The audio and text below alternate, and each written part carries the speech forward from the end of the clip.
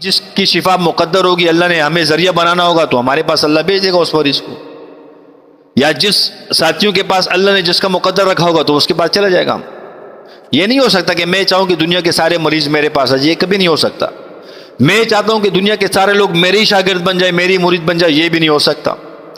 اللہ نے جس کا حصہ میرے ساتھ لکھا ہوگا وہ میرے ساتھ ہی ٹچ ہوگا، وہ جس کا حصہ اللہ نے نہیں لکھا، میں لاکھ چاہوں میرے چاہنے سے کچھ نہیں ہوگا۔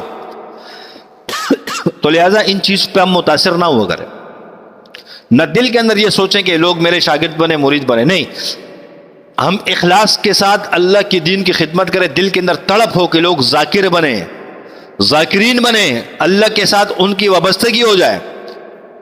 لیکن یہ سوچتا ہوں کہ ہر بندہ میں یہ ایسا نہیں ہو سکتا۔ جس کا حصہ اللہ نے لکھا ہوگا وہ آئے گا، جس کا حصہ اللہ نے لکھا نہیں وہ کیسے آئے گا؟